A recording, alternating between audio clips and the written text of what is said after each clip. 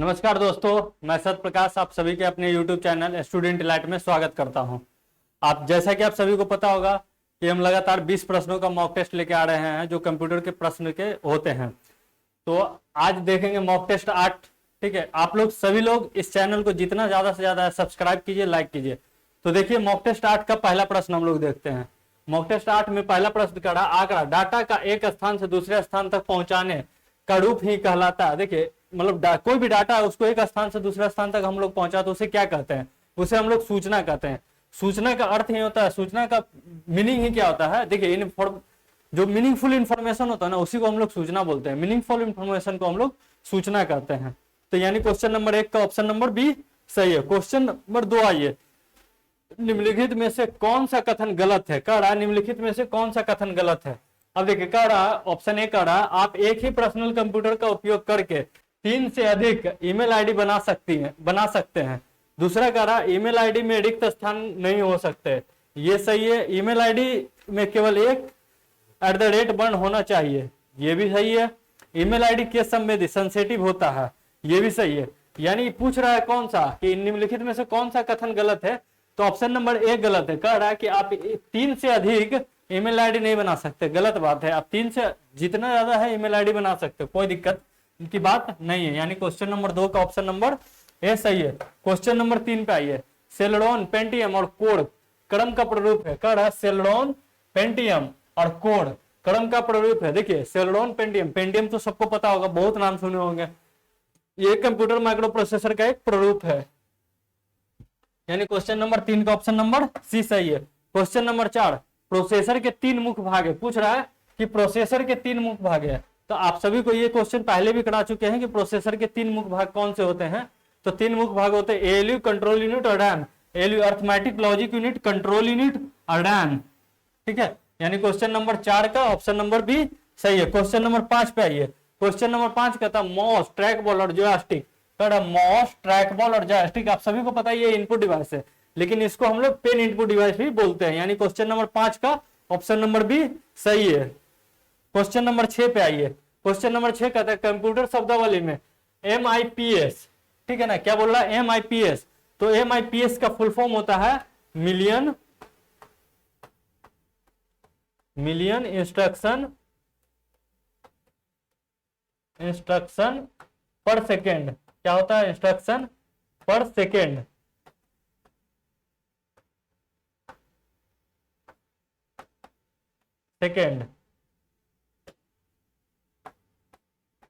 Second क्या होता है? मिलियन इंस्ट्रक्शन पर सेकेंड। यानी ऑप्शन नंबर बी सही है, मिलियन इंस्ट्रक्शन पर सेकेंड।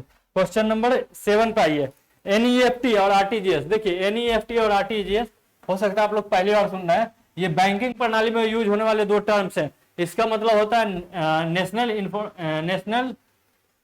Electronics fund transfer. क्या होता है? National electronics fund transfer. और इसका अर्थ होता है रियल टाइम ग्रॉस सेटलमेंट। इसका अर्थ होता है रियल टाइम ग्रॉस सेटलमेंट। तो आप क्वेश्चन नंबर 7 का ऑप्शन नंबर बी सही है। बैंक से बैंक में इलेक्ट्रॉनिक फंड ट्रांसफर के लिए इसका प्रयोग किया जाता है।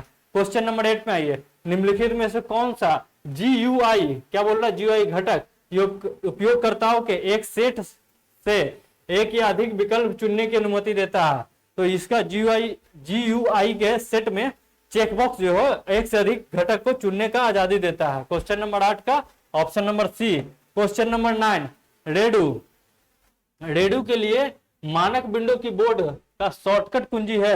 आप सभी को पता होगा कि कंप्यूटर में एक अंडो होता है, एक रेडो होता है। क्या होता है? एक अंडो होता है, एक रेडो होता है। तो रेडो के लिए हम लोग क्या यूज करते हैं? Control plus shift plus Z.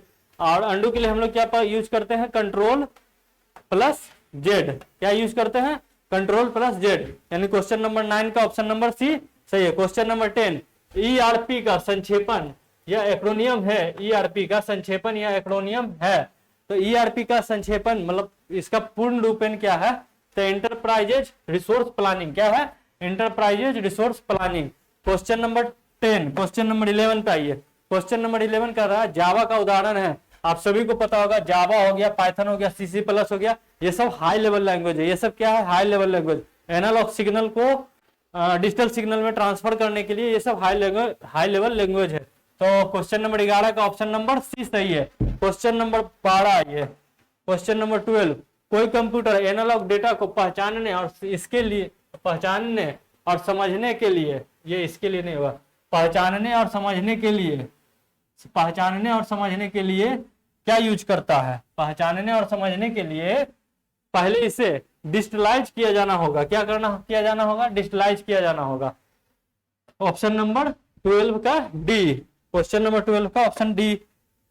Telnet का तात्पर्य बोल रहा है, टेलनेट का तात्पर्य है, तो टेलनेट का तात्पर्य है, आप सभी को पता होगा, टेलीटाइप नेटवर्क। टेलनेट का तात्पर्य है टेलीटाइप नेटवर्क। ऑप्शन नंबर 14 पे आइए।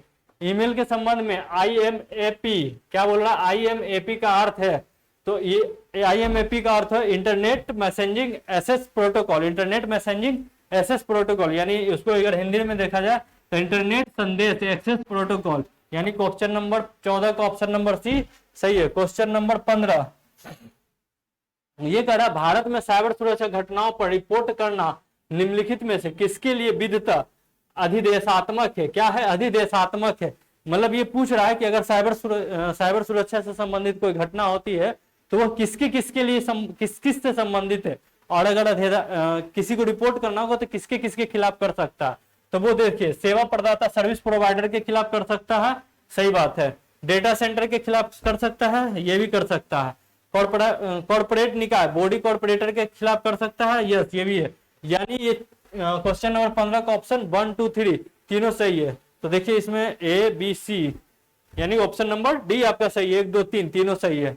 क्वेश्चन नंबर 16 पे आइए। क्वेश्चन नंबर 16 का था, वर्ल्ड वाइड वेब की वह प्रमुख विशेषता कौन सी है जो इसे सीखने और इस्तेमाल करने में सरल बनाती है? पूछ रहा है कि वर्ल्ड वाइड वेब की एक कौन सी विशेषता है जो इसे सीखने और समझने के लिए और इस्तेमाल करने के लिए आसान बनाती है? तो इसका एक सबसे जो पॉइंट टू पॉइंट नेटवर्क होता है, सॉरी ग्राफिकल यूजर इंटरफेस, ठीक है ना। क्वेश्चन नंबर 16 का option number C, graphical user interface जो है ये इसको सीखने और इस्तेमाल करने में सुविधाजनक होता है।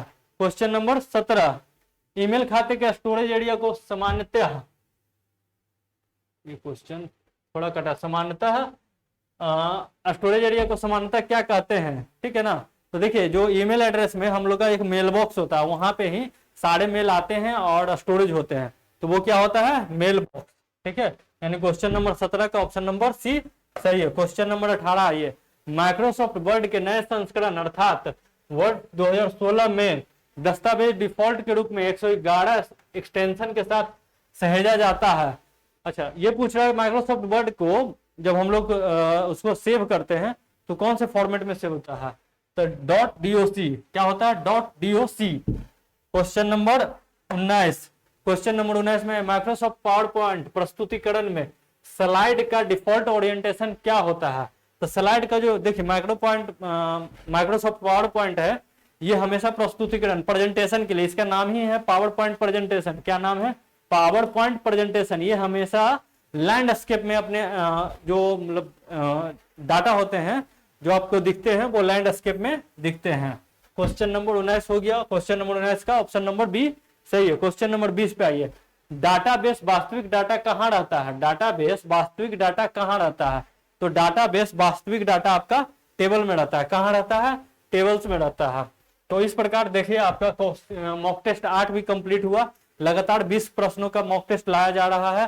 क्योंकि आपके जो झारखंड एसएससी है उसमें 20 प्रश्न ही कंप्यूटर से संबंधित पूछे जाएंगे। तो इस वीडियो को जितना ज्यादा से ज्यादा है लोग अपने दोस्तों में शेयर कीजिए और एक सीट सुनिश्चित कीजिए। कंप्यूटर से संबंधित जितने भी प्रश्न आएंगे वो सारे आपके बन जाएंगे। थैंक यू दोस्तों। वीडियो को लाइक करिए, सब्सक्राइब करिए, अपने दोस्तों में ज्यादा से ज्यादा शेयर कीजिए।